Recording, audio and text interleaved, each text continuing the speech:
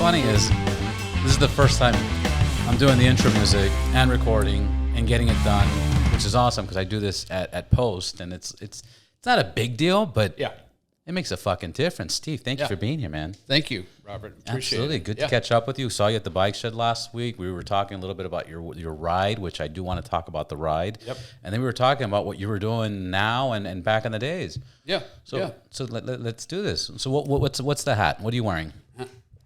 So Schofield's Flowers is a brand that I brought back. It's our family brand, 126 years old. Really? Yeah. 1896. So, yeah. So my grandfather was partnered with Dion O'Banion, the Irish gangster that was killed by Al Capone's men in our flower shop. My grandfather's shop was called Schofield's Flowers. O'Banion became a partner with him by throwing 10 grand on the table. They grew up together as kids. And then my grandfather became a florist. This he became is a wise gangster guy. as fuck. You've never told me this. Yeah, okay. Yeah. So he's a wise guy. Yeah, he's a wise guy. And then what happened is there was a couple other gang members. Torrio ran everything out of New York, and then Chicago was split between North and South. And South side was Capone, North side was O'Banion. And then there were other little, other gangsters that had their own little territories, but everybody was buying liquor either from O'Banion or Torrio, and then Torrio brought in Capone. This is Prohibition. This is pre-Prohibition and Prohibition. And Prohibition. Yeah. So O'Banion became my grandfather's partner in 22. And then O'Banion was killed in the flower shop. It's in Boardwalk Empire. If you guys seen it, you'll see. Yeah, fucking gangster show. Yeah, so good. It's great, And I mean, women, by the way, love anything to do with true crime. I know. There is a statistic right now that's like 96% of women watch all those true crime documentaries, serial killers, murderers, and then the gang. But mostly the serial killer ones. Yeah. It's great. And I was a policeman in Chicago, so I know about serial killers. You were a police officer in Chicago? Holy fuck, man. Yeah. I started with the sheriff's department, and, I was around when the Gacy case went down. Wow. So, John Wayne Gacy. This is impressive to me because I've known you, we were talking about this before before my youngest one's born, so he's going to be almost 14, so at least 15 years. Yeah, easy. Yeah, from Van Nuys motorcycle. Yeah, Van Nuys Harley Davidson. Which we met some great friends and had some great rides. Had some great rides. Yeah. So you were a police officer. You started sheriff, and then started as a sheriff, and then wound up getting into improv with Second City, and Del Close had come back. He was the head of improv he designed improv, him and one other person out of Chicago. I can't think of her name, but they were using improv as a study to help kids and adults try to with their think process out of University of Illinois. And so he wound up working with Belushi and Aykroyd and everybody. And then Second City was around for quite a long time. And then he got asked by Lorne Michaels to take all those guys and bring it to Saturday Night Live. So he was with Saturday Night Live for 7 years, and then he came back. And then he hooked up with Second City, and then he went with Sharna Halpern from Improv Olympics. Yeah. And so that's when I wound up going with him. My sister was dating a guy that was best friends with the stage manager. I had been asked to do a police industrial on bank robberies. And one thing led to the next, where I told my sister I had such a good time putting this entire bank robbery hoax together with the police department, that I wanted to get into acting because I got to play a real bank robber. Yeah, you get to play with 3 other people, right? Oh. 3 other officers. I walked in it was on the back in the day on the bulletin board before you had computers. It would be just like car for sale on the bulletin board, and we had all our big 2-ring binders with murders, armed robberies, burglaries, whatever it was. And so you'd look at a page, and and then you look up and say, "Oh, Billy Bob's selling a new boat, or a boat, or somebody's selling a motorcycle." And then on the bulletin board was officers needed for a police industrial. Yeah. So I was like, "Oh, I'll sign up for that." Yeah. And then I was the only one in the entire department that signed up. And the next thing you know, I get a call into the captain's office like, "Scoff, get in here." I'm like, "What up, Cap?" He goes, "You're the only fucking guy that signed up on this fucking bank robbery thing. Now you're in charge." Of the fucking holy shit. Yeah, all right. So, but I was always writing in the squad car all the time because I loved television as a kid. I was writing stuff that I would see, and it was Where did that come from? You know what? Just sparked your own interest? Yeah, just like I started writing, and it was always comedy. because you'd see some of the craziest shit as a policeman, domestics that were beyond belief, right? So one thing leads to another, where I wound up coming back to him. I said, all right, I know what I want to do. I want 2 bigger female officers. I want to dress everybody in Dickies, everybody with ski mask, gloves, the whole bit. And I want the women to do all the commands, but as men, like, get over there, right? Move over, like that. And so then their job in the bank was to try to describe us, observe, do anything they tell you to do. If we said, you're dead, because the guy started like, you're not taking my money or whatever, because there's always one of those. Right. And we said, you're dead. You get on the ground. If you didn't get on the ground, then we would put him on the ground, like force him on the ground, right? Yeah. And it was like, we said, you're dead. And that would be it. And then he'd be out of the scene. But I mean, the girls behind the counter, we grabbed by the hair, give us the money, the whole bit, we got away. And then everybody loved it so much. And I had such a blast putting the whole production together, that when I told my sister I wanted to go down, I wanted to maybe get into acting, she said, will you come on to Second City? And I went to Second City, and I looked down a row at her, and I went, I can do this. And she says, yeah, I know. And there I was, next thing studying with, now I went from cops and robbers and bars to writers, ad agency execs, writers, art directors, poets, and things. What year is this? Back in 86, yeah, 85, when getting into that was 84. so fucking hard too. Yeah. So I mean, I did that, and then I had an offer, so I started looking into it, and I met this lady, Jan Marie, who wrote a book about interracial marriage, and it was a fantastic book. I worked with her quite a bit on it, and one thing led to the next, where I was got the opportunity to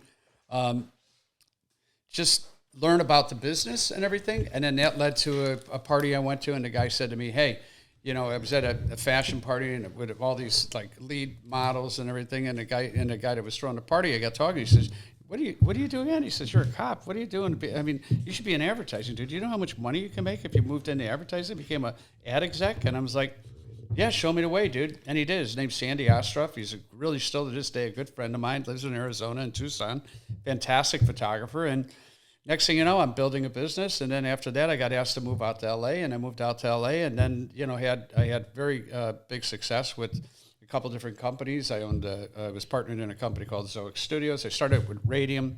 We did it was out of San Fran. We opened up an office in Los Angeles for them, and the first job out of the gate for me was BMW Films with David Fincher. Was the BMW Films. Yeah, it was with Clive Owen. And Clive was the he was the driver, and that's the series is called The Driver. And then so what happens is that they got a storyboard in from Fallon Advertising out of Minneapolis, and they said, look, we got this 25-minute film we want to do. They sent it to Anonymous Pictures, which is still around, big company. Fincher owned it, and now I've heard of that. Yeah, a big company, big directors, everything. And so Fincher's, and so I get a call, and they said, Andy Train has called me, and he said, Steve, Fallon just sent us this BMW project, and they want to do a short film about a series of different cars. I said, okay. And he says, yeah, they want to do it on the internet. Can you imagine that? They want to do it on the internet? Yeah. They can't even do it. Yeah, that's impossible. It's impossible, right? Because you had to download a Microsoft player. For 25 minutes it would take to download the player. Then you had to download the films, which took 20 minutes. So there was no way you could do a 25-minute film at the time, but you could do a 5-minute film that would take 20 minutes still to download. So Fincher came up with the idea. He was working on Panic Room. He came up with the idea of bringing in Jonathan Frankenheimer, Ang Lee, One Car Y, WKW. They brought in Madonna's. He did Lock, Stock, and Barrel. Trying to think of the director right now, but he was married to Madonna. And then they brought in Madonna. Yeah, Guy Ritchie. Yeah, so they brought in Guy Ritchie. Fucking amazing director. Yeah, it's Lock, Stock, and Barrel, and one of my favorites. Yeah, one of my favorites, right? So and then Alessandro Aierta, I think is a proper way of saying his name, and he won the Academy Award with one of his last films, and so. Yeah, we wound up doing all the storyboarding for it and everything else, and next thing you know, we were doing the film, and it was about $35 million project, and for us, it was probably 1.7 for visual effects, and then Jonathan Frankenheimer was the first one, and we shot. And what was visual effects back then? Oh, it was shooting plates. We shot plates so that when we were shooting in the studio, all the backgrounds were there. You know, like old school, like you remember you could see the car driving and it would be like, you know, Mary Tyler Moore, you know, show. And it's so fake, but this is so real. It's crazy. And then because we had to bring it all in the studio because we had monsoons here that week that we were shooting. And Frankenheimer, who shot Popeye Doyle and The French Connection, was known for chase scenes. And this whole movie was about chase scenes outside. Sort of hard to shoot a chase scene in a monsoon. Right. Yeah. And all the Muscos were just dropping like this. So he's like, get in my trailer. Trailer's the size of a fucking house. Get in my trailer. You, Schofield, Jonathan, the rest of you, get in here. And the next thing you know, we're in there deciding how we're going to, you know, shoot this thing. And he says, I want to take it inside old school, and that's what I want to do. So if anybody's watching the first film of BMW Films by Jonathan Frankenheimer, you'll see like lights going back in the car and everything, and the van doors opening up with these guys got the guns on them, and they're talking them through headsets. And that was actually in the studio, and the van was on rollers, and they're just pushing it back and forth. And the lights going back and forth. We're on clothes hanger, like things that you on set. They hung lights, and then they had two grips or two PAs pushing it back and forth. Holy shit! So it's great. So you have to watch it after we get done. Sciencey. Oh yeah, it was crazy. So that was like $1 million overage that we had come up, and we got it done. Every day I thought that job was going to get killed because there was so much money involved in it. Yeah, but we got it through. So that was the start of my career really taking off out here in LA. Plus, my partners brought in Buffy the Vampire Slayer. Oh, shit. So that was one of the biggest ones. Then when we moved and then we opened up Zoic, and that became like, Zoic became, Big Visual Effects House. The movie or the TV show? Zoic Studios is a studio we owned. Started with like 17 of us because we left with a bunch of people from Radium, which was a great company, but the gel wasn't there, you know, with getting along in there. And but great people and everything. And then we left, opened up Zoic in Culver City, and then we grew it to about 350 eventually. And then I left eventually and started an ad agency, a digital agency called Modop, and which was actually modus operandi because I was a cop. What's your MO? Digital was coming out with like how you could build your car. So we built a configurator for Subaru. We built a configurator for Ford, and work with Ford. Yeah, dude. So big stuff. It was good stuff. Huge. So cut to the reason I started Schofield's Flowers is that my entire life I grew up in a mob flower shop, or a flower shop that was known for being a mob flower shop from 1920 to 22 to 1930. Wow, that's so much fucking business. I mean, all their girlfriends need flowers. Oh, all the debts. All the debts going to the funerals going on. Like fucking insane. Let me turn this off. So all the funerals are going down, all the bar mitzvahs, all the parties, you name it, anything that went down. I mean, you're talking like if somebody had a funeral, they're not dropping a C note, which is a hundo. Yeah. They're dropping 1,000. Oh, easy. Easy, right? If a guy brought, we had everybody walk in our shop from Sinatra to, you name it, they walked in. Marilyn Monroe, you name it, they all came into our flower shop. They were in Chicago. So we became known as so Jaime de Pol, after O'Banion was killed, his best friend, Jaime de Pol Weiss, took over. He was like the business side of the business, but he was also the biggest hitman in the group. Yeah. And he would go across the street. We were directly across the street. So he's Polish and Jewish. And he went directly across the street to Holy Name Cathedral, a Catholic church, every day, 12 o'clock Mass, to pray for his sins. Wow. Yeah. Right? And so then they knew his MO, his modus operandi. Yeah. Right? And so they wound up gunning him down on the Holy Name Cathedral steps, which then led to Bugs Moran, his other partner and third in command, took over the North Side Gang, which used to be the O'Banion Gang. Yeah. And they wound up, the rest of them wound up getting killed in the St. Valentine's Massacre on February 14th, 1929.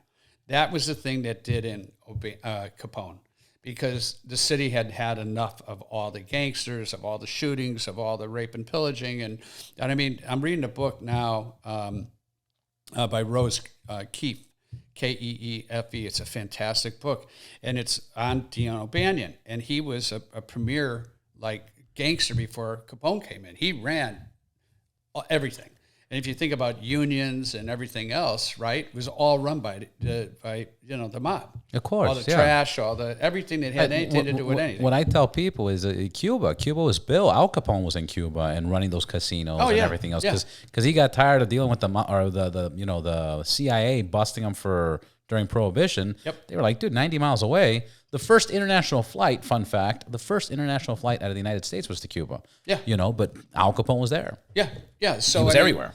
So then cut to then my dad, so as I was a kid, so the flower shop went through some tough times in the 30s, did it better in the 40s. My grandfather, we used to have a safe the size of this wall here. Yeah. And that's safe because my grandfather lost all his money in the Depression. He owned a full block of State Street, like from State to Dearborn, Chicago Avenue to Superior. Lost everything, wound up renting our flower shop out after owning all this property because of the Depression. So he never kept any money in the bank again. So I can remember like these big bank doors with the roller, opener and everything, lock opening up. But when I was in the 60s growing up as a kid, I remember my dad. And watch out with the tapping because you know how it sounds on the speakers and stuff. Yeah, just in case. Yeah. So when I would watch my dad meeting with friends and everybody coming in, I was like, see, I would never noticed it, but until my mom, on the way to my dad's funeral in 1974, she said, hey, listen, I want to tell you something about your dad. And because you're going to meet a lot of people at his funeral, like 2,800 people came to my dad's funeral. It was massive, the mayor on down, right? Firemen, fire chief, police chief, everybody. My dad knew everybody in the city because we did flowers for everybody, right? So next thing you know, she says, when your dad did not go to flower school when you were 8 years old, your dad went to a federal penitentiary called Sandstone Penitentiary. Oh, because you were under the impression with the flower school. School. Yeah, That's well, I was hilarious. told when you're 8 years old, your sense. dad's told you, I'm running around. My mom and dad call me. Some guys show up in suits taking my dad away because they had the same outfits, black hat, white shirt, black tie, black. Yeah. Everything was black and white, right? And the next thing you know, they're like taking my dad away. And I'm like, all right, Dad, I'll see you when you get home. And then back to hockey right in the street. And the next thing you know, my dad isn't around. My mom's having a nervous breakdown. It was really tough times for us. And, and I remember that, but I didn't really remember how tough it was until she started saying things. Because it looked like the same two guys coming, but now the guys were in white suits, white hats, black brim, black ties, black shoes, and they were coming from a mental institution. And my mom was committed to wasn't committed, but she was committed to a hospital. And the ambulance drivers all wore white. That's right. Police wore the blue, the feds wore the black, or brown, like that. So they came, got my mom, and, now my grandmother's taking care of us. So it turns out that she says, your dad was and then she goes, your dad was a bookie in the city, and he got caught by the FBI in a raid, and along with 18 other guys. And everything was supposed to be taken care of, but it wasn't. And Judge Julius Hoffman, who was involved in trying to prosecute the Chicago 7, and with Abby Hoffman, Tom Hayden, who was our congressman here for many years and was married to Jane Fonda. But they were, if you haven't seen the movie, the Chicago 7 trial, or the trial of Chicago 7. It's fantastic. I haven't seen that. It's on Netflix. It's absolutely fantastic. And it'll give you the history of like 1968 and the Democratic Convention and all the riots that were going down because of Vietnam. And everything that was just happening with Black Lives Matter and all the rioting and everything, it had never left. 68 to last 2 years, identical. What's going on in this country, right?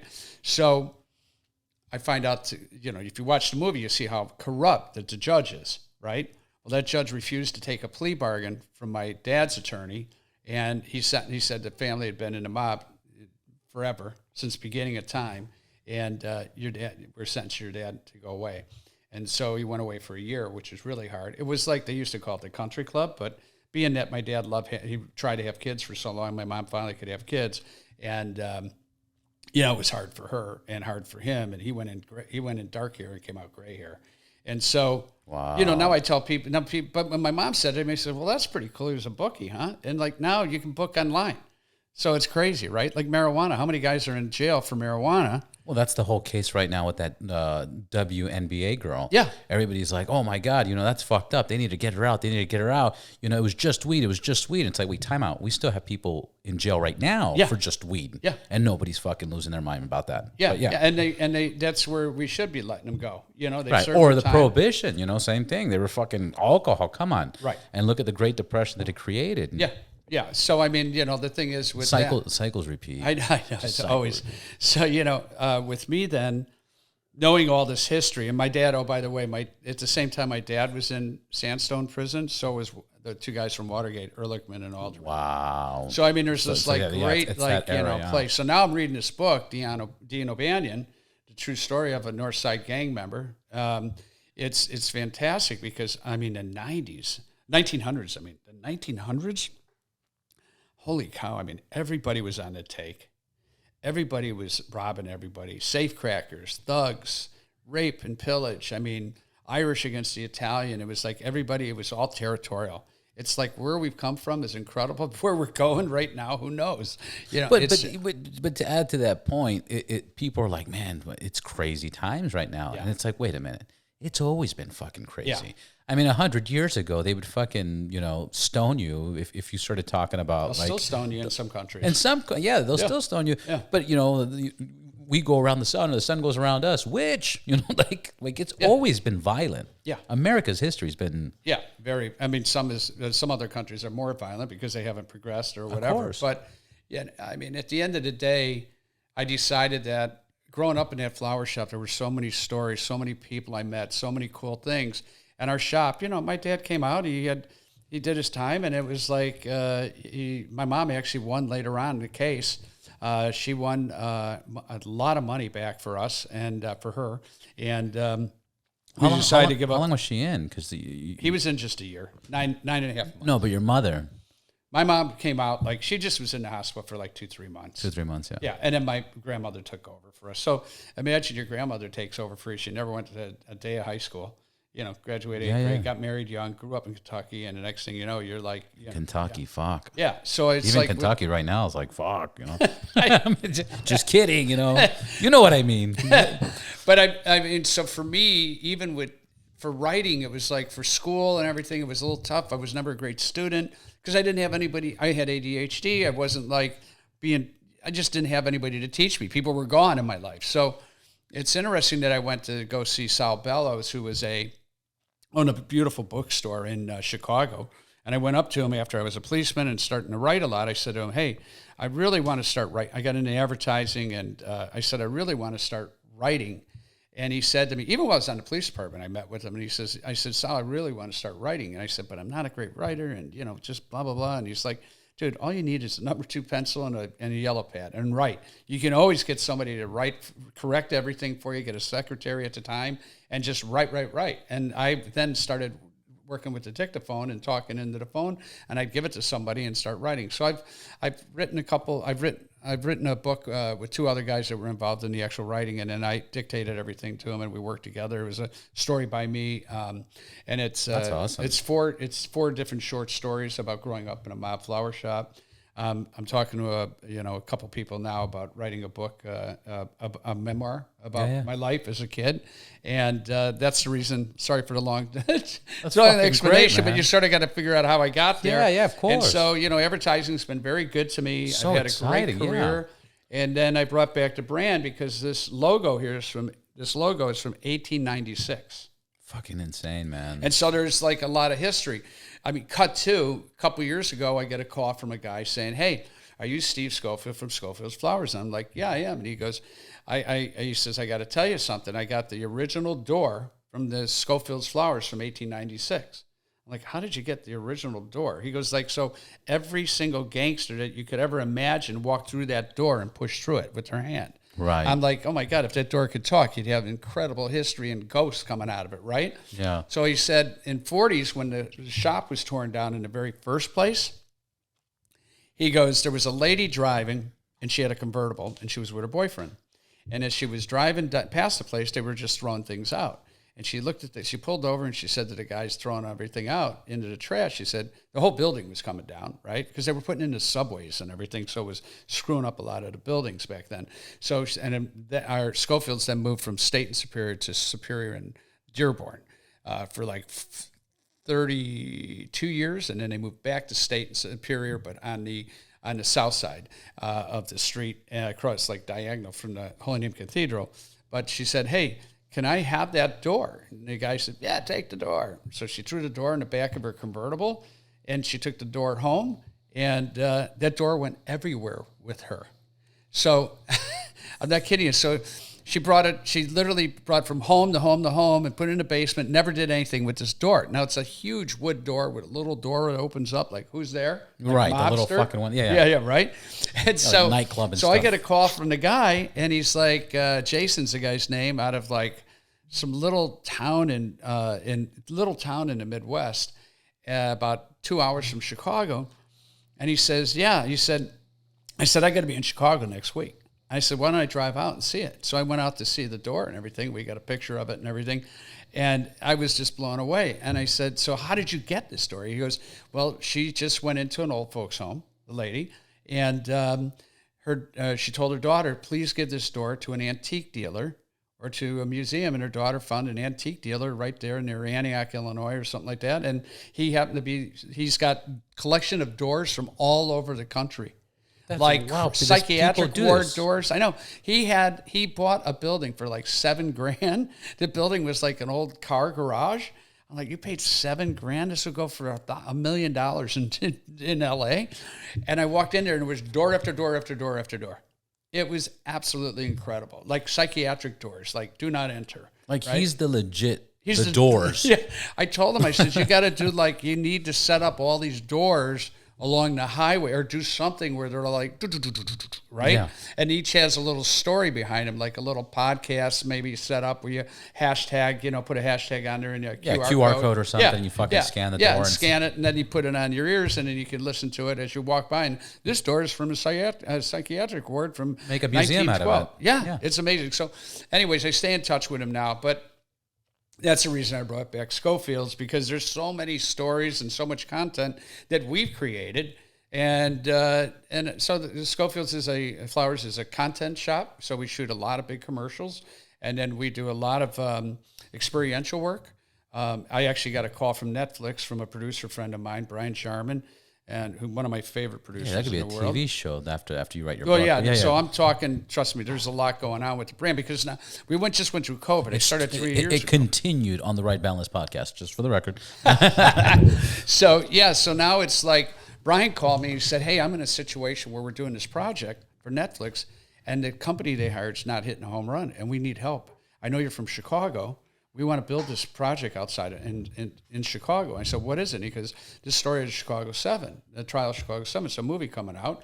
And I said, I know it well. And he goes, I said, I'm from Chicago. I know it happened I remember everything in the papers. And I said, all the riots going down at Grant Park in Chicago. Yeah, you knew the public record stuff, I knew the everything. Behind the scenes. So they had all the photography that they had purchased for like $100,000. They had actual 5 beautiful photos that they wanted to display in a museum there in Chicago, but it was COVID and nobody was going there. So then it was like, okay, so maybe we'll put it in a train station. You know how you go in a train station, you can see this really nice setup of, you see a photo expose or whatever. Yeah. And they couldn't do that because nobody's coming in on the train. The city's empty. So I said, why don't you just put it in the park where it happened, in Grant Park? I said, you could do that. He goes, yeah, but what if something happens with the photos, if they get destroyed or whatever? I mean, I brought on a great creative director and a producer, and we just laid it all out for him. I said, you put the photos in a plexiglass, he goes, well, what about damage and graffiti and stuff? I said, you hire a security crew, Yeah. And so it's production, and we just hire everything, and it just absolutely came out like amazing. And I'll send you some pictures if you want to add them to the podcast. Yeah, it's incredible what we did in regards to it. And it was a huge hit, and people could walk around. It was a stand where you got the whole history of everything, and then QR codes set up at every photo, and the photos went for like 2 blocks in Grant Park, and people got to walk around during COVID and get, a little bit of history. And it's absolutely a fantastic case study. This is where I can't wait for what is it, AR? augmented reality. Yeah. Like the day that you can walk through one of those parks and just scan the QR with your glasses and just fucking get that AR. Oh yeah. That's good. And we're close. We're right there. I've been talking with Include. They're a great AR company. I've actually just approached the Mob Museum. And if you haven't been to the Mob Museum in Vegas, it's one of the coolest places you'll ever go. It's 4 stories of I've been to the building, and I forgot what happened. I got into a fight with an ex-girlfriend, and we never made it in. Oh, really? Actually, yeah. Oh, yeah. Her. Yeah, her, exactly. That's so funny. Yeah, so that's a cool place. I'm talking to them about like how they can do a road show. Yeah. You know, how they could literally take the Mob Museum anywhere, like do it in a speakeasy, do it of course. There's a great Airbnb in Chicago called 1920s Airbnb. 1920s Airbnb. And it was an actual, it was a whorehouse, it was a gambling place, it was everything that you would have in the 20s. Yeah. And they even got the roost where the gangster would just come up these stairs, and all of a sudden there's a gangster standing there with a sawed-off shotgun because the wrong guy came in. They'd blast them, right? So people have been killed in this building. So this buddy of mine took over the entire building and turned it into an Airbnb, and they've got 6 rooms there. And they're absolutely stunning. Yeah. And all you have to do is just go to 1920s Airbnb Chicago gangster place. So because you know the topic so well, just for shits and giggles, where did the hey wise guy, hey, get over here, where did that accent come from? And obviously it was just a style, you know, but like honestly I don't know, but who did that? Who was James? No, Bugsy, like Bugsy. Hey, wise probably guy. Because they were all from New York and Jersey at the time. Yeah, you know, back in the day. I mean, there's so much history. There's so much history. Do you know Arthur J. Williams? I don't. Okay. He was just on the podcast like 5 episodes ago. He's from Chicago. He was the #1 counterfeiter of the $100 bill of 1996. You know, and his story in Chicago and growing up, like similar. Chicago's a fucking crazy place to grow up, it seems like, you know, but very similar. But I thought because you were a cop and he was the opposite of a cop. I don't know it, but, you know, it's interesting that, I mean, Chicago's a city that works. Yeah. Right? I mean, when Mayor Daley was in office and his son, Richard Daley, that city that city ran like no tomorrow. I mean, I can remember that they came after Richard Daley, or Jr., and they went after him because they said he was hiring all his relatives for the park district, for the city, for everything. And he's like, well, I trust them. Why wouldn't I hire them? Yeah. What am I going to hire somebody I don't trust? Exactly. Because they know their family and they're going to take care of the parks and they're going to take care of the city. You're going to make sure it's clean. There's no potholes or anything.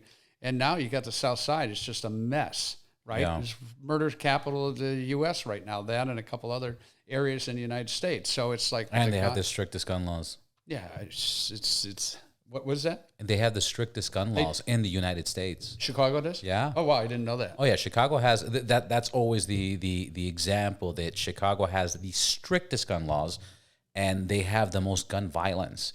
So the point, you know, obviously, if you look at it as a case study, to ban all guns, you're not stopping any bad guys. You know, you're just preventing, you know, legal citizens from getting guns to protect themselves. Yeah, it's nuts. And that's what happens in Chicago. A lot of the businesses can't have guns and protect themselves, and they get targeted all the fucking time. Yeah, and then they got rid of search and seizure there in Chicago. So, did they? Yeah, so now you just can't stop you for anything. So they've contained it to a main area. Yeah. Like it is here in probably, you know, I mean, Compton's getting a lot better now, and it's getting more gentrified and everything. But anywhere there's a gang situation, there's going to be, you know, whether it be East LA or whatever it is, it's just, I mean, it's still bad, man. It's terrible. And then you have, you know, a lot of different gangs coming in, like from something 8 coming in from El Salvador's here, big time. I mean, it's just like it's MS-8. What is it? MS-8. Yeah, MS-8. So that's like, you know, a situation. But that's always been going on, man. Yeah. Like it's always been going on. But I understand your point, and the point is like with today's technology, with the information we have, with the amount of cameras and security, with the alertness that, you know, everybody, you know, call 911 or report or with cell phones, to still see it's sad, and It's sad that it's 2022 and we're dealing with problems that like it's pretty crazy. But the cool thing about the cameras being everywhere is they're capturing these guys right away. Yeah. Like those guys that were doing the 7-Eleven robberies, right? They caught them instantly. You know, so I mean, if you don't have your shit together as a burglar or a gunman, whatever you're doing, if you don't plan your shit out properly, you're going down because the cameras are getting you. Same with any of the folks that they get, you know, for the shooting. Look how fast they got that kid out of Highland Park, Illinois, for shooting those poor people at the 4th of July parade. Instantly. They had him instantly within like 5-6 hours. They had him, and you know, right here, down the street on Moore Park, Moore Park in Laurel Canyon. 3 weeks ago, cop pulled over a guy. Guy came out, shot the cop in the eye. You know, the cop lived. I heard. Yeah. They caught him the next day. Yeah, it's crazy. They took the video from the car. They got his license plate. Went to the place. They sent SWAT team for his whole entire apartment building. Found the roommate. The roommate's like, that's him. They found them in a park with a homeless park inside of a tent. Like, they're like, oh, track camera. And now what's going on with the 6th Street Bridge is even. Oh, I know, man. I took such a great shot before they even opened it. You know, the grand opening. Yep. So they opened it up at like 7:30. I flew the drone over it like at 7 o'clock. So just no cars. Beautiful. And you had magic hour? Yeah. And wow. Oh, beautiful. Yeah. And I drove on it this Sunday. And fuck, man. It's fucked. You're talking about burnt rubber, forward donuts, like completely fucked. You're starting to see tagging on it. Like it's just, I think they shut it down already 4 times. Yeah, it's terrible. I mean, it's like, I say, charge them and send them away. Yeah. It's just like, I just got back. We ride motorcycles, right? Yeah. I just got back from a 5-country tour. I went to Europe, flew into Brussels, and then went to Germany, Luxembourg, France, Italy, and I might be missing one. Oh, and Switzerland. Unbelievable. And there's no graffiti. None. You can eat off the floors. I mean, off the ground you could eat something. You don't have the 5-second rule there. You got the hour rule. Drop it and go pick it up later. Oh, I dropped my bagel. Go back and pick it. Even with the cream cheese on the ground. No problem. No problem. It's so clean, so nice. But they said, the speeding, be careful because they said they'll just impound your bike. Yeah. Like what? And they go 15 over, impound your bike. Done. And then whatever the bike costs, they charge you 10% of the fee of the bike. So like a guy ripping down the street in a Ferrari, doing like 100 miles an hour, and they get him, and a Ferrari's worth $100,000, $100,000, he's going to have to pay $10,000 to get his car out of impound and for the ticket. I mean, he could probably afford it, but like there's no bullshit whatsoever. It's like you spend zero tolerance. Zero tolerance on every aspect in the biz or every aspect in life, You don't see anybody dropping a chewing gum wrapper or flicking even a cigarette. They don't even throw the cigarette. Singapore, chewing gum's illegal. Yeah. And in Dubai, just like you said, it is fucking clean. Like it is. Yeah. These are countries that you travel to, and when you fly back into LA, you're like, just from the plane, you're like, what the fuck is going on? This is an expensive ass village. Yeah. It looks like a village compared to other parts of the world. No, it's crazy. And I mean, an expensive village. And then you start driving and the streets are all fucked up. Yeah. The buildings are all old. You're like, what is going on here? And it's overpriced. Yeah. One of the other areas, I mean, I might be going to Dubai in October. Have you been? I've never been. Have you? Yeah. 3 times. You have? Oh, yeah. Beautiful. How is it? Amazing. Oh, wow. This is how I describe it. I've been to Dubai, Abu Dhabi, and Qatar. Wow. Dubai's Vegas, Abu Dhabi's Miami, and Qatar's Palm Springs. I was stuck in Qatar for 3 weeks. It hurt. Imagine being stuck in Palm Springs for 3 weeks. Like 2 days is cool. You know what I mean? Like 2 days is like you saw it all. Yeah. 3 weeks was tough, but Abu Dhabi's really nice. It's about an hour and a half drive. I drove it, and the smoothest roads ever. Imagine. Ever. And you just, I use Waze. Yep. And Waze is just like, just go straight and go over the bridge. Watch out, speed trap, and quarter mile, you slow down for the speed. Because over there, they don't pull you over. You speed, they take a picture, that's it, you pay a ticket. End of story. Yep. End of story. So, and Waze catches it all. Yeah, so, I mean, I just had an NFT gallery we launched I got into NFTs in the past year. Yeah, we were talking about that the other day. So we launched. I work with an artist partner of mine that Arik Salima, and he is Salome is his actual. I always say I'm always killing his name, but he's Moriarty.art.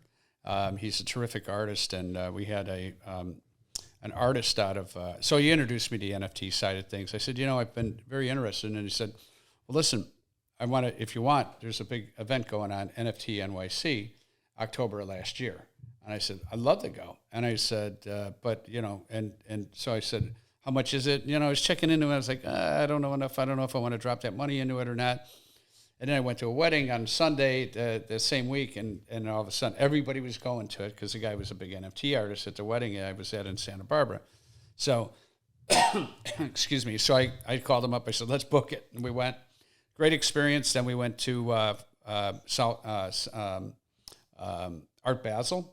Yeah. I went to that, and they had Bit Basel. So we went there, and we won a bunch of awards on his work. And then we went from there to back to New York because at Art Basel, we met a guy that said, hey, I got these empty walls in this space.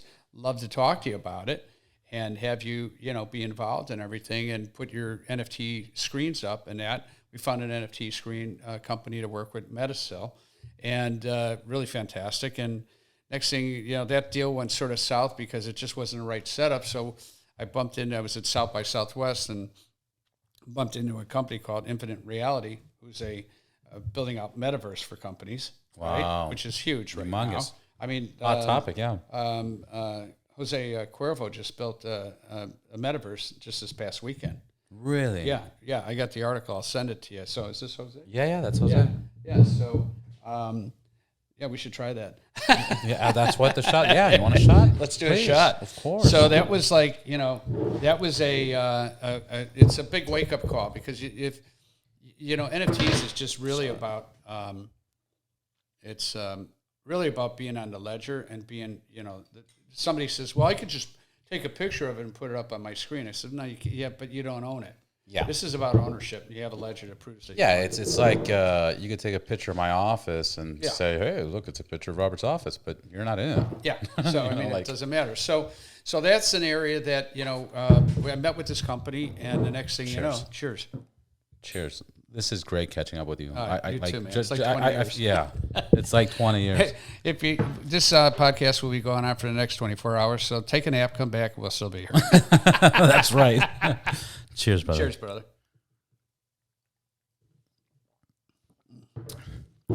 That's good. Yeah, no, the 18. This is Jose Cuervo, but this is the 1800 version, Reposado. Yeah, you can't. I love Reposado. Do you remember tequila fucking 20 years ago? How bad it was. Oh man. Anyways, tequila hangovers would be the death of you. Right? We would have been hungover after one shot. Like, we cut. Part 2 coming soon. So now we cut to met with Infinite Reality, and I said, hey, they said I'm looking for. We were talking. I was telling one guy. And I said, God, Michael Ginn is his name. And Michael, God, your name sounds so familiar. And we couldn't figure it out. So I said, I need to open up a gallery in New York, and like now. And he says, we just rented a 3,000 square foot space, and that's what we want to do, NFTs. We have nobody. Why don't you come in and partner with us? I'm like, done. So I called my guy that I work with, Brad Albright, out of New York. He's a big finance guy, and he's in the NFT side of things too. And he, I said, Brad, do me a favor. Go over to see, the space and let me know what you think. So I said, guy's name's Michael Ginn. I'll introduce himself and just walk around and talk to Michael. No problem. He shows up. Michael opens up the door. The minute he opens the door, he says the same thing. He goes, well, you look really familiar. And he goes, yeah, you do too. Where do you live? He goes, I live in Connecticut. He goes, oh, yeah, so do I. What town? Whatever town it was, like Smithville. He goes, I live in Smithville. He goes, you're kidding me. He goes, what's your address? Like 1925 Smith. He goes, I live at 1927 Smith. They were neighbors. They're fucking, wow. They were fucking neighbors, right? Wow. So the next thing he calls me, he said, you got to do the deal with these guys. Next thing you know, we're doing the deal. We had an amazing opening in April 14th with Moriarty, and then we took a month off, and then we built out NFT NYC. We had 3 openings, one of none, which is owned, the brand is owned by 2 football players and NFLers, and that was an incredible opening. And then we had a space series with my buddy Kyle Schember and his partner artist and astronaut, Dr. Sion Proctor, who just went up in Inspiration 4 with SpaceX. Huge. First black female NFT artist citizen to pilot a rocket ship into outer space. Fuck, say that 5 times fast. Yeah, right? So, I mean, fantastic. And then that led to us... First and then we have black female NFT artist citizen to pilot... World citizen to pilot a fucking spaceship into outer space. They orbited the Earth 4 times. Wow. Crazy, right? Congrats. That's amazing. She's so cool. Do you know her name? Yeah, Dr. Sion Proctor. Dr. Sion Proctor. Yeah. Wasn't that Dr. Proctor? Isn't that the guy from Ghostbusters? Yeah. I don't think she's married to him or his brother or relative. Yeah. But yeah, she's great. I mean, I even asked her, I said, God, what was that thing? I walked up, I said, when that thing was taken off, did you just shit in your pants? Yeah. She goes, well, they clean us out before we go up. Like, They have to, Yeah. I was like, damn. And it's like, just to listen to her. But, space right now, space is so important for the environment, and people don't realize that. That is like our testing ground. Oh, yeah. How we're fucking up down here.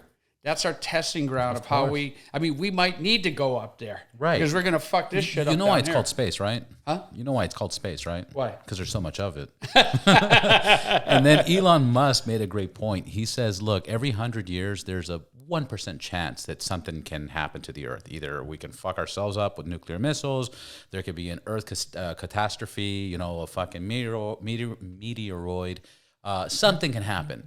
And the thing is that if we don't have a backup plan, like going to Mars or going to other fucking places, and that 1% hits, we're fucked. Yeah, we're completely fucked. So it has to be, which is another excellent point that he was saying.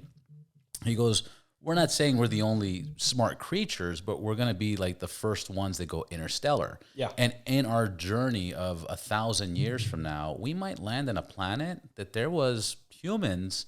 And they're dead now, because something happened to their place. Right. But right now we're starting to become the interstellar ones. I'm a big fan. I mean, the guy, I met him years ago. Elon Musk is I met him right when he started Tesla. Neuralink and fucking, the guy's PayPal. Come on, man. He's a savant. He just sold PayPal. When I met him, he was on a podcast, no different than this, with Alex Bogusky. He ran Crispin Porter Bogusky, an ad agency that blew up. Alex sold his shares and opened up the cottage. And the next thing you know, he's doing a podcast with Elon Musk. I was heading to Sturgis.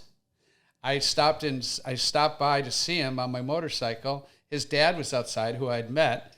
And he's like, Scoff, what's up? The old man's outside. And I says, how much? He goes, he's doing a podcast in there with some guy, I don't know, Musk or something like that. I'm like, oh, Jesus, okay.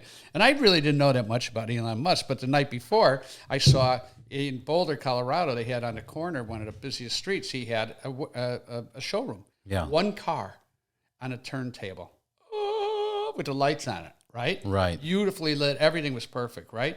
Coming out soon. He also owned one of the top restaurants there. And I forgot that he owned PayPal, right? So then next thing you know, Alex walks out to say something to his dad. He's like, I'm sitting there with his old man having a cigar. He's like, Scoff, what the fuck? And I'm like, hey, Alex. I said, I wanted to come in. He says, come on in. I want to introduce you to Elon Musk. And I'm like, Elon Musk? Oh, wow. I think I know that guy, but I didn't know. Sounds familiar, yeah. Sounds familiar, right? Yeah, but back he introduces me. And back then, he's introduced me. And like, oh, nice to meet you. And he looks at me like all confused. I look at him, and Alex says, you look confused, Scoff. You don't know who he is, do you? And I go, I do, but I don't. And he goes, PayPal. I go, oh, shit. Yeah, now I know. You just sold it. Yeah.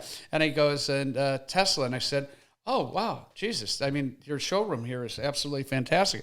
Then he said, and then he owns a restaurant called blah, blah, blah. And I said, I had dinner last night with a bunch of your people, former people from the agency. And I go, fantastic, great.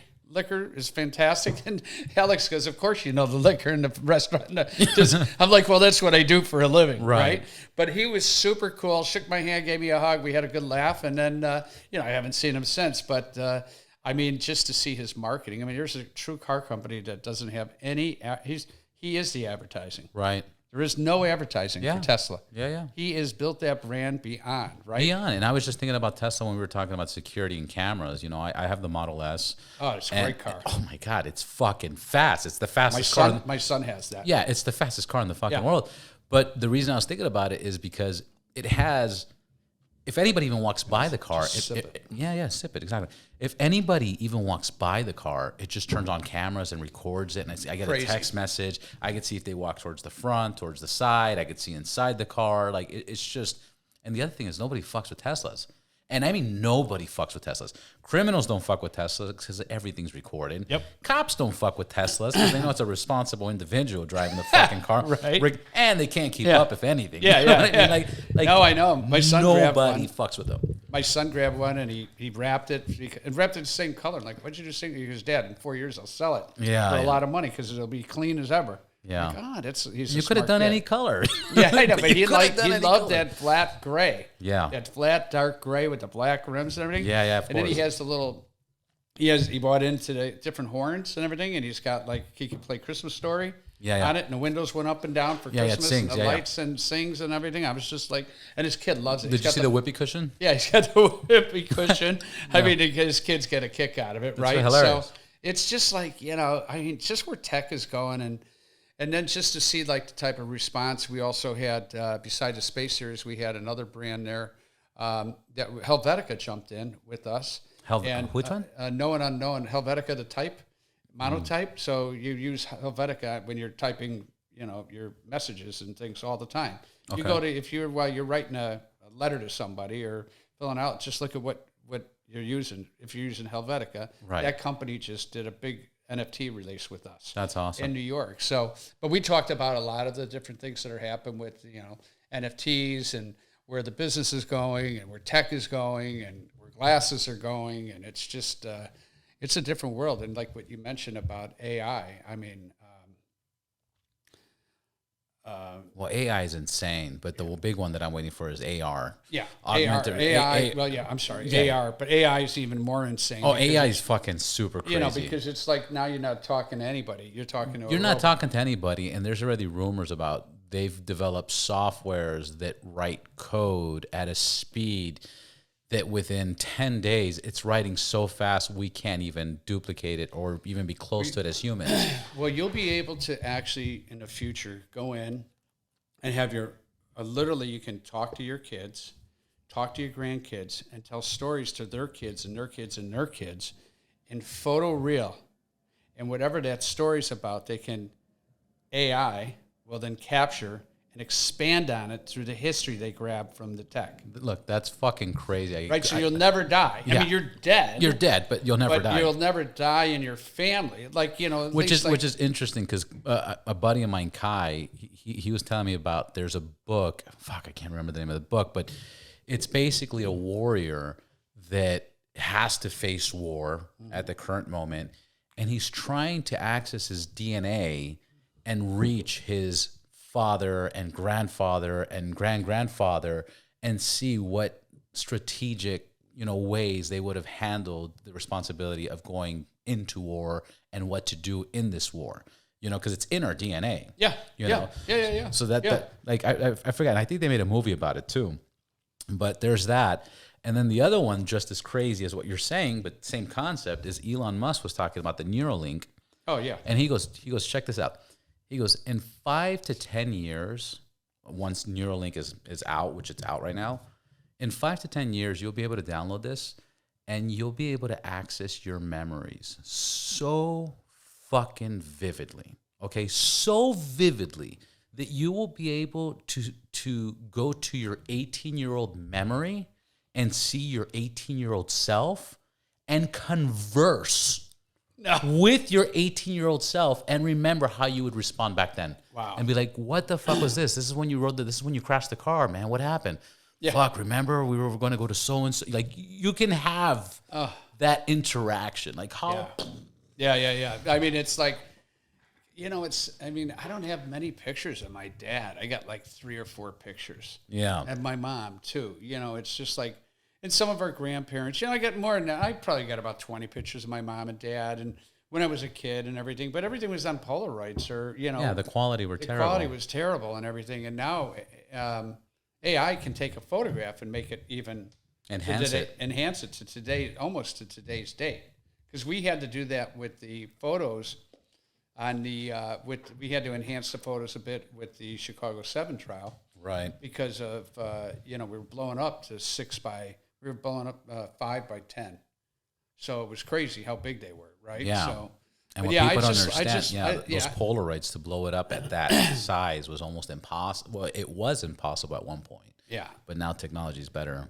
I mean, for me, it's hard for me to retire right now. I feel like I want to retire and just go on a motorcycle trip around the world.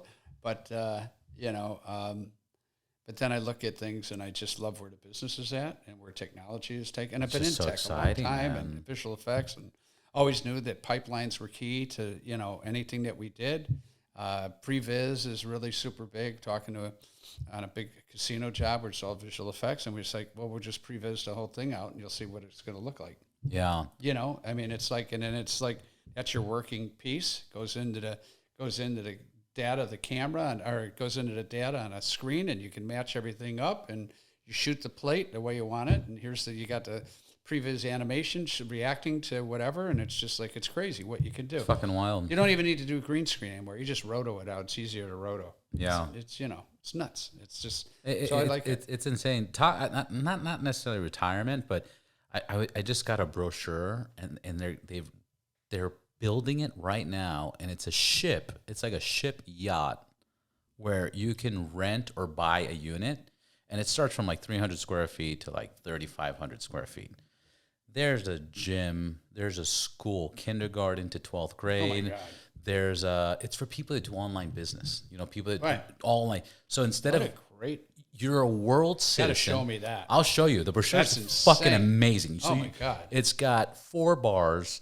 It's got multiple restaurants, and all that it's doing is just sailing the world. And you could just get off in Italy, and it's going to be there for 3 days. But let's say you want to stay longer, you stay longer. Yeah. And then you just look on your fucking app of where the boat's going to be and the ship's going to be in 2 weeks. And you just make sure you're at that port in 2 weeks, jump back on, jump off, stay on, work, network, communicate, like just fucking brilliant. And you wake up every day somewhere different. I have no overhead. It's great. I mean, I just zoom. You get a little tired of it, but I was just talking to a client. He goes, well, they want to do the visual effects in New York. I go, why? He goes, well, they want to sit in a room and eat and drink their, your food and blah, blah, blah. I said, why? I said, let them, I'll send them a bottle and I'll send them a pizza. It's like, guys, you don't have to be here. We're going to do everything we're going to do everything on a computer. Yeah. It's like, why even, we'll be there on set. We'll be there with the supervisors. We'll shoot it, but you don't have to be here with us. I mean, it's like, yeah, we'll pre-visit all out. This is what it's going to be. Enjoy. And it is nice being on set. I just shot an Adidas campaign for the NCAA and the All-Star game here for the Dodgers and everything.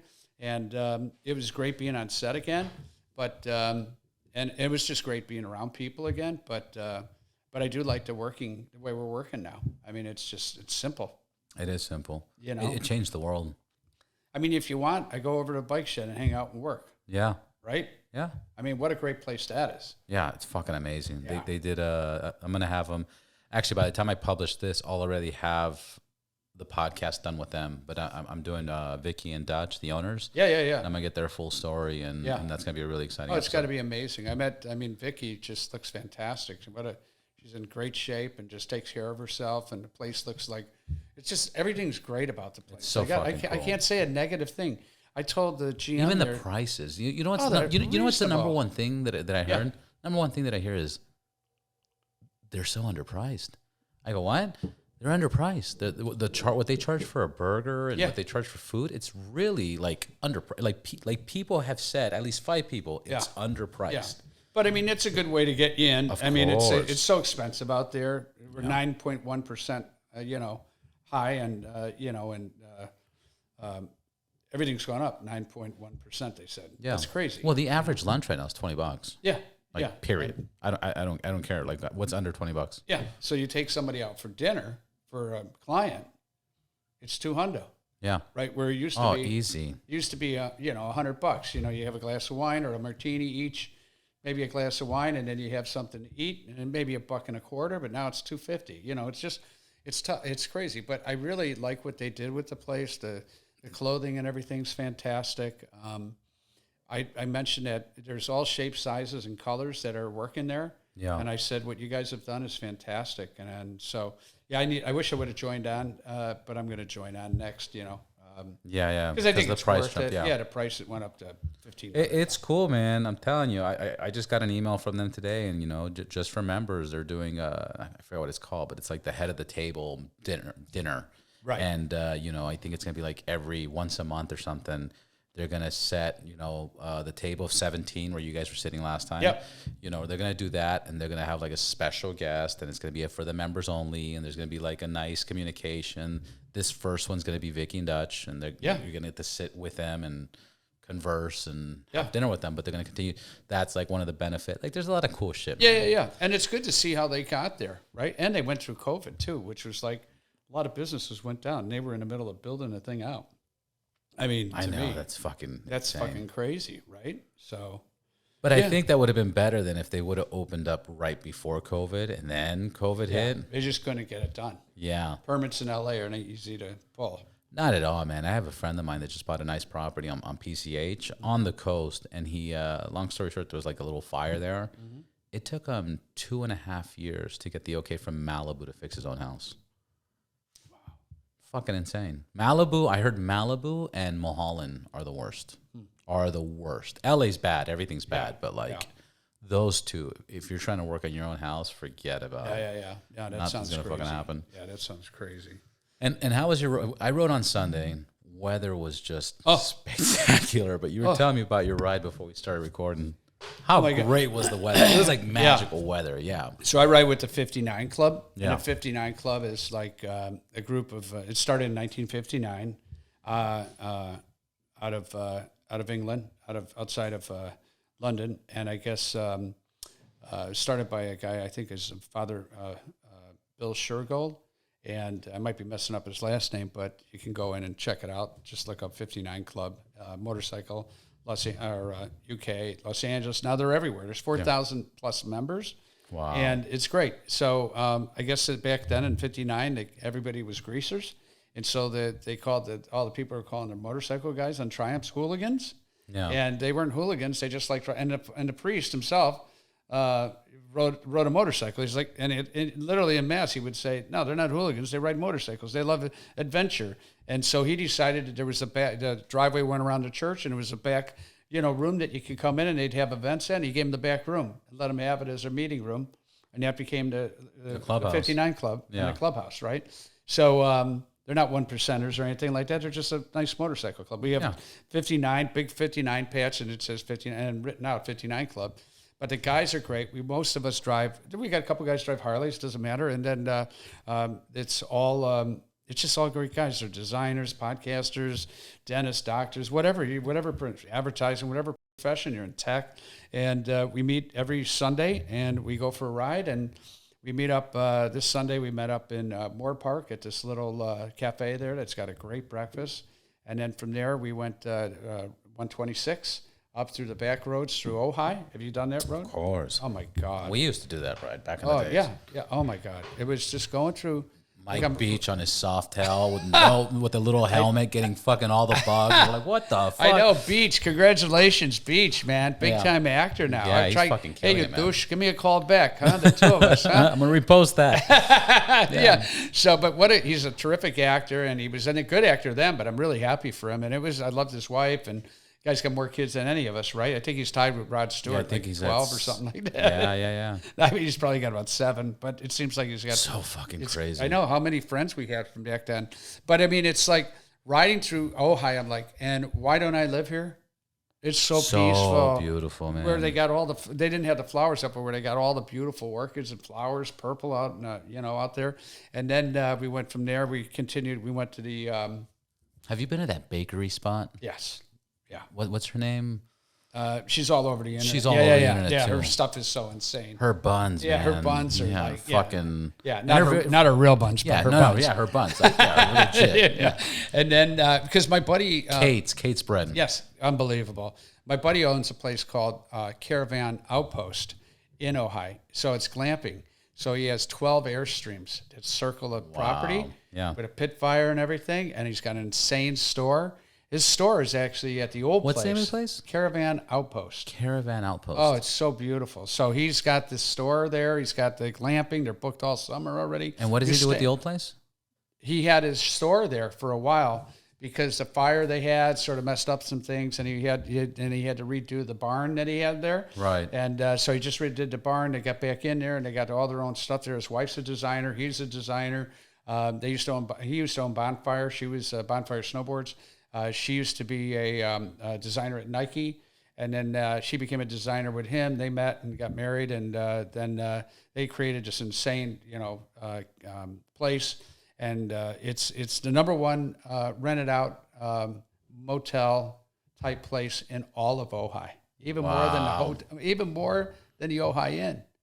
That's so, crazy. And it's just beautiful. Gorgeous. So, and they got bikes there. You got bikes and everything. So, I love Ojai. So then from Ojai, then we went up to the Rock Inn. Have you been there? Of course. And so then we had sandwich. Yeah, I had the sandwich there, and that was amazing. And then from there, we went to Solvang, and then got some ice cream, and then we went to the motorcycle museum. Have you been to the motorcycle museum? No, I don't think I've been. They got the most insane motorcycle museum in Solvang. I didn't know this. Yeah, and it's probably about 2,000 square feet space, and the motorcycles probably got $30 million in motorcycles in the place. Yeah, like from the existence of motorcycles to now, it's just insane. So, and then have you talked to Lance? Are you staying in touch with Lance? Lance, I miss him. Him and his wife. He had to get what do you need? A kidney. What do you have two of? Two kidneys. Yeah. Yeah. They took out a kidney? His wife gave one of her kidneys to him. Wow. And they're such an amazing couple. Yeah. We were just at Six, which is on Ventura.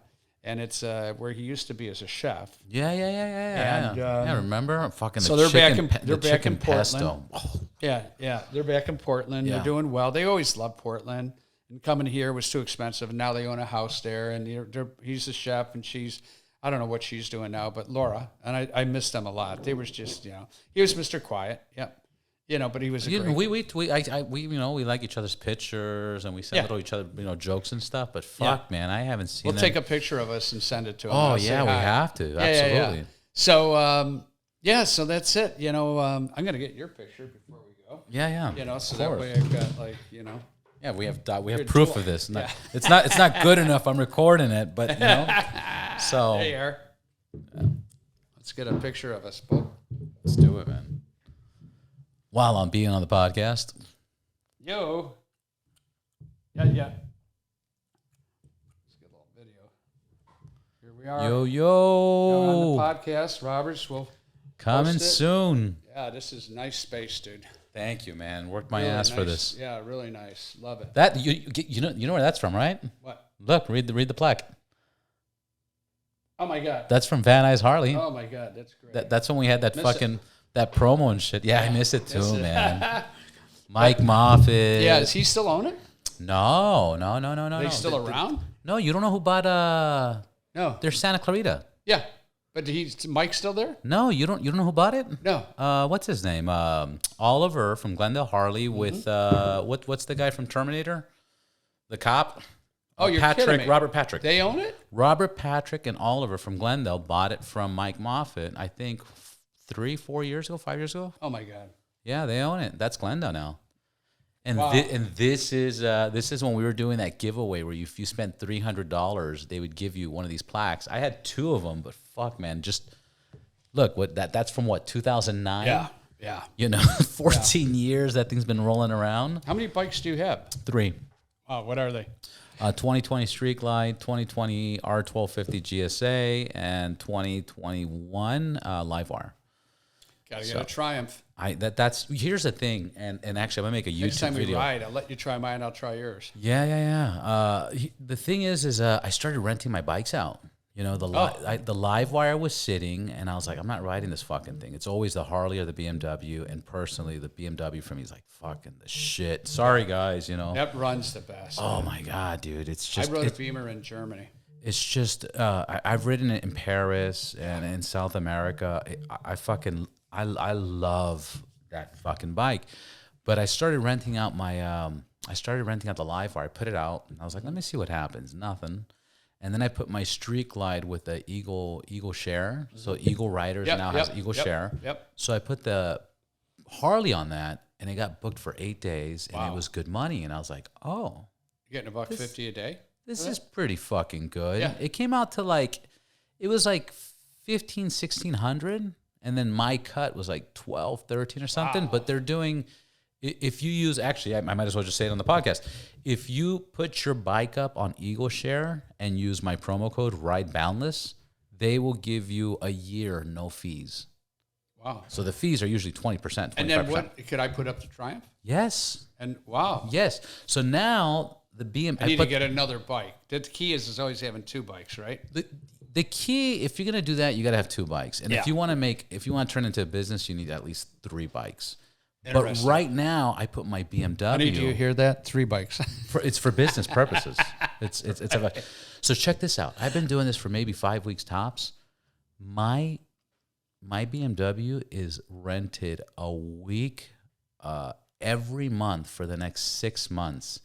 And as of yesterday, all of September, my BMW is rented out, with the exception of 1 or 2 transfer days during the week. I gotta get that intel because a client of mine, crazy man. A client of mine is coming here from Brazil, and he wants to ride Route 66. Yeah, Route 66. Yeah, Route 66. Yeah. Routes. It doesn't matter. Yeah, it depends on what. Same difference. Do you wash your car? Or do you wash your car? Yeah, wise guy. Huh? Yeah. Wash your car, right? See, I got to use more of these. I keep saying I'm going to do it. That's great. That's great. But yeah, I think it's fucking amazing. I'm going to make a YouTube video pretty soon about which site I think is better for what and what to expect. But I keep getting asked about this. Everybody seems very fucking cool. If this continues at this pace for another 2 months, my next bike's either going to be a Triumph or a Ducati Scrambler, to add to the inventory of rentals. I'm going to see what rents more. There's a new bike coming out, the something 85V by what's the Italian bike like they make? Aprilia? Huh? Aprilia? No, it's more like MV Agusta? Yeah. I saw one in Europe, and I just went online. Man, I love MV Agusta. I'm telling you what, their bike design-wise, we saw this bike in Italy, and I was like, holy shit. So I'm looking at that bike next for the next one. But I like this idea of renting a bike. I mean, I guess if you had any incidents with the bike? Look. You're going to you got to have insurance, and if something happens, look, the website insures everything. Yeah. Here's the thing. So I'll give you a quick story. The Harley was in San Jose. The guy picked it up here, rode to San Jose in the Bay Area. He was coming back down, filled up the tank, and as he's riding back, the shifter got stuck, and he couldn't shift out of gear. Oh, and what gear was he in? Second or something, but he couldn't get out of it. So something happened with this shifting rod or something. Right. Blah blah blah blah blah. The website got a tow truck. They picked them up. They dropped them off here. So imagine 4 or 5 hour drive in a fucking tow truck. They took care of that tab. They dropped it off. I had the dealer pick it up, and now I had warranty. They're gonna fix it, and that's kind of like the worst case scenario. There's different insurances. So there's 2 insurances. If the website charges you X amount of commission, they don't cover mechanical. So that's why, because I have warranty, then my warranty covered it. So this was the worst case scenario. Right. This guy, came a day early, and the bike came in a tow truck. Okay. But if you do the higher commission, they will give you money, and they will recompensate you for anything that's mechanical or time lost. Yeah. Number 3, Motor Republic. Are you familiar with them? Yep. Very cool people. They've worked with one of the websites that I deal with, and they said, man, to get bikes repaired and fixed, because we've done what total losses and repairs, they pay within a week. Wow. They pay within a week. Good. Oh, I might have to check in, because then if you're renting out a week, that's pretty insane. Oh, hang on one second. Let me just tell this guy I'm on a podcast. Yeah. Let me I can always cut this out. Whoop. Hey, I'm on a podcast. Can I call you right back? Who answers while on a podcast? Yeah. All right. Yeah, that's a good thing. You can always cut this out. Yeah. Yeah. Sorry, that was a call of my client, but I got to get going because I got like. Yeah, handle it. I think this is not going to be the first time, or the last time. I'm sorry. Yep. This is not going to be the last time. We're going to just flip it. I guess you don't even need it at this point, but here, I'll let you fix it. It's just one, and there you go. There it is. All right, great. Yeah, it's not going to be the last time. We're going to do this multiple times. I'd love to check in with you. I do want to talk to you. We'll do like a lunch or something. Yep. Have you been to Coldwater in Ventura, the Sportsman's Lodge? Yeah. After I the just region? went there. Yeah. Yeah. My Isn't wife it and I beautiful? just went there. They got a great burger place over there. Hi-Ho Burger. Oh my God, the best fucking burger. Best fries. 3x3. Have you done the 3x3? No. Do 3x3 at pastrami. Game changer. Oh, what is it? Pastrami sandwich? No, it's a burger, but they add pastrami to the burger. Oh, Jesus. Yeah, that's what Yeah. you get the gains, man. You get the fucking gains. And did you know they have a chicken sandwich? I didn't. They have one of the best chicken sandwiches in the world. Oh, my God. All right. May's Kitchen or something like that. Yeah. But it's called Hi-Ho Burger. So check this out real quick. Chicken sandwich at the Hi-Ho? At the Hi-Ho Burger. Okay. So check this fun fact out. There's a sugarfish. Mm-hmm. You've been there, right? My friend started it. Okay. Yeah, she worked for me at Zoic. Okay. Her husband was they're Italian. Italian chef started it, and now they own all of them. Okay, so you don't know this then. No.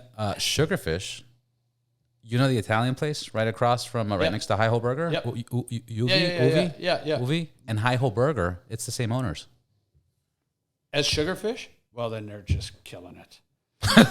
Well, you see, they're just killing it. I Did you hear mean, that it's response? just because I can't think of her name right now. She's one of the coolest Hi-Ho chicks. Burger, Sugarfish, and Uvo. Yeah. That pasta place, same owner, same chef, same kitchen, same everything. Yeah, they Murdering were doing it. all their stuff out of downtown. Murdering it, Yeah, man. they were doing everything, and then that's why they're so quick in servicing. Yeah. Because everything was made downtown.